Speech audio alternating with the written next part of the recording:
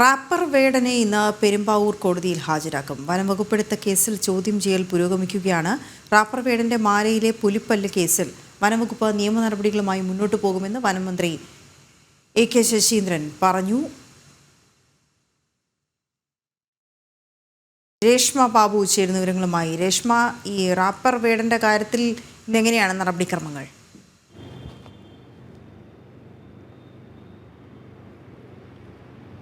വീണ, wrapper വേടനെ നിലവിൽ കോടനാട്ടെ range ഓഫീസിൽ ചോദ്യം ചെയ്യുകയാണ്. ഇന്നലെ രാത്രിയോടുകൂടിയാണ് വനംവകുപ്പ് കോടനാട്ടെ റേഞ്ച് ഓഫീസിലേക്ക് റാപ്പർ വേടനെ കൊണ്ടുപോയത്. ആദ്യം കഞ്ചാവ് കേസിൽ സ്റ്റേഷൻ ജാമ്യം ലഭിച്ചിരുന്നു. തുടർന്നാണ് വനംവകുപ്പിന് പോലീസ് വേടനെ കൈമാറിയത്.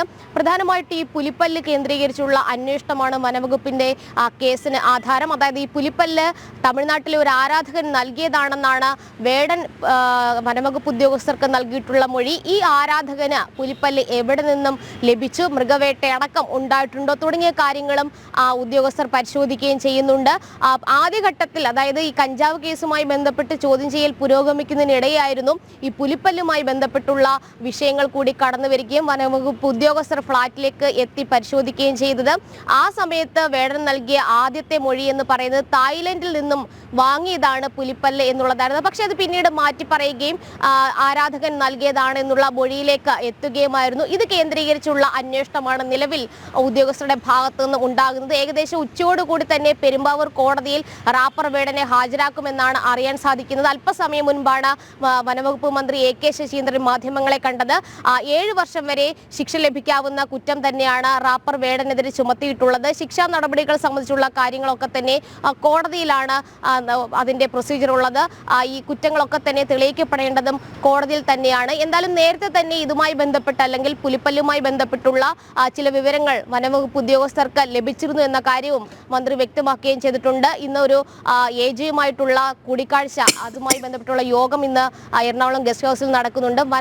വനത്തിന്റെ കേന്ദ്ര വന നിയമവുമായി ബന്ധപ്പെട്ടുള്ള ഭേദഗതി സംബന്ധിച്ചുള്ള കാര്യങ്ങളിൽ ചില വ്യക്തതകൾ വരുത്തുന്നതിന് വേണ്ടിയിട്ടാണ് യോഗം കൂടുന്നത്. അതുമായി ബന്ധപ്പെട്ട് വന്ന സമയത്താണ് വേടൻ കേസിൽ മന്ത്രിയുടെ പ്രതികരണം ഉണ്ടായത്. എന്തായാലും റാപ്പർ വേടനെ കൃത്യമായിട്ട് ചോദ്യം ചെയ്തതിന് ശേഷം ഈ പുലിപ്പല്ല് കേന്ദ്രീകരിച്ചുള്ള, അതായത് അത് എവിടെ നിന്ന് ലഭിച്ചു, അതിന്റെ പിന്നിൽ എന്താണ്, ആരാധകൻ തന്നതാണ് എങ്കിൽ ആരാധകൻ എവിടെ നിന്നാണ് പുലിപ്പല്ല് ലഭിച്ചത്, ഒപ്പം തന്നെ അത് മൃഗവേട്ടയടക്കം നടന്നിട്ടുണ്ടോ, ഇക്കാര്യങ്ങളിലുള്ള ഒരു വിശദമായിട്ടുള്ള ഒരു പരിശോധന, അതോടൊപ്പം തന്നെ ശാസ്ത്രീയമായിട്ടുള്ള പരിശോധനകൾ കൂടി ഈ ഒരു കേസിൽ നിർണായകമാകും. കഞ്ചാവ് കേസിൽ സ്റ്റേഷൻ ജാമ്യം ലഭിക്കുകയും ചെയ്തിട്ടുണ്ട്. അതിൽ FIRൽ പറയുന്നത് ഈ ഫ്ളാറ്റിലേക്ക് ഡാൻസ് ഓഫ് സംഘം കടന്നെത്തുന്ന സമയം വലിയ രീതിയിലുള്ള പുകയും രൂക്ഷഗന്ധവും ഉണ്ടായിരുന്നു.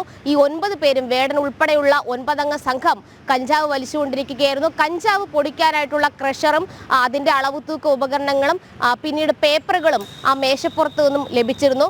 ആ മേശപ്പുറത്ത് നിന്നാണ് 6 ഗ്രാം കഞ്ചാവും കണ്ടെത്തിയിട്ടുള്ളത്. അതുമാത്രവുമല്ല, നേരത്തെ ഈ വേടന് കഞ്ചാവുമായി ബന്ധപ്പെട്ടുള്ള, അല്ലെങ്കിൽ കഞ്ചാവ് ലഭിച്ചിട്ടുണ്ട് എന്നുള്ള വിവരം, രഹസ്യ വിവരം തങ്ങൾക്ക് ലഭിച്ചിരുന്നു. അതിന്റെ അടിസ്ഥാനത്തിൽ കൃത്യമായിട്ടുള്ള നിരീക്ഷണത്തിലും ആയിരുന്നു.